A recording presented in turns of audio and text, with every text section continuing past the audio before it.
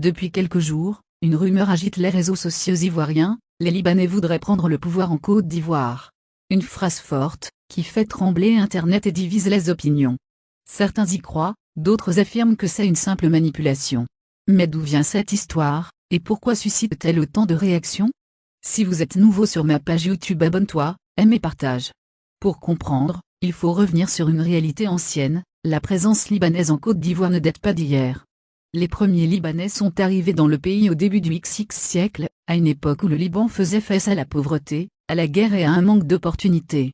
Attirés par les promesses économiques de l'Afrique de l'Ouest, beaucoup ont posé leurs valises à Abidjan, Grand Bassam et dans d'autres villes côtières. Ils ont commencé modestement, comme petits commerçants, artisans ou vendeurs ambulants. Au fil des décennies, ils ont su bâtir des affaires florissantes grâce à leur solidarité communautaire et à leur sens aigu du commerce. Aujourd'hui, on estime qu'entre 100 000 et 200 000 Libanais vivent en Côte d'Ivoire.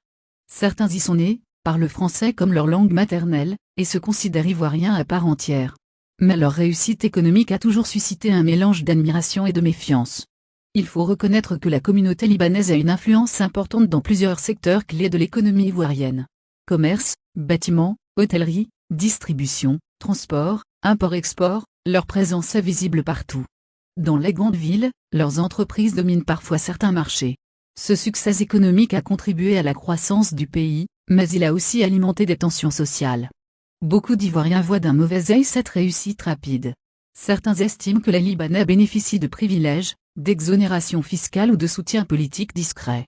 D'autres reprochent à la communauté d'être trop fermée, de ne pas assez se mélanger avec la population locale, ou de contrôler des pans entiers de l'économie.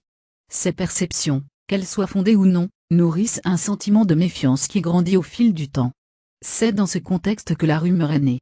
Tout aurait commencé sur les réseaux sociaux, après la publication d'une vidéo anonyme.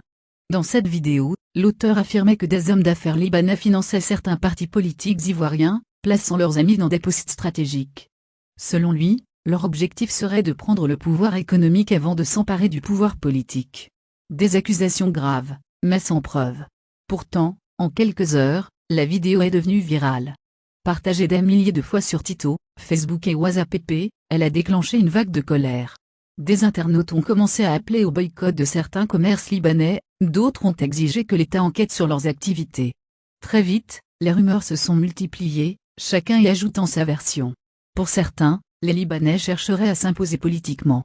Pour d'autres, ils seraient simplement victimes d'une campagne de désinformation. En réalité, rien ne prouve que cette communauté ait une ambition politique quelconque. La majorité des Libanais de Côte d'Ivoire s'intéressent avant tout à leurs affaires, à leur famille et à la stabilité du pays.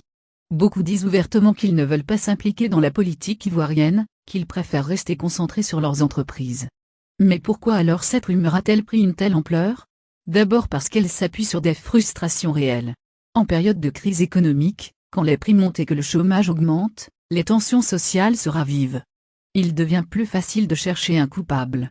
Et les communautés visibles, prospères et soudées, comme les Libanais, deviennent des cibles idéales.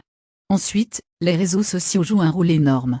Dans un contexte où l'information circule vite, les rumeurs se propagent plus rapidement que les démentis. Une simple vidéo, parfois montée de toutes pièces, peut influencer l'opinion publique en quelques heures.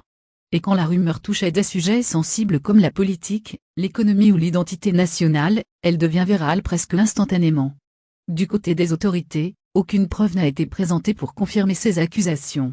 Le gouvernement ivoirien a rappelé que la Côte d'Ivoire reste un pays de diversité et de cohabitation, où toutes les communautés ont leur place tant qu'elles respectent la loi. Plusieurs personnalités publiques ont aussi appelé au calme, rappelant que les Libanais ont contribué au développement du pays depuis des décennies, et que la haine ou la division n'apportent rien de bon.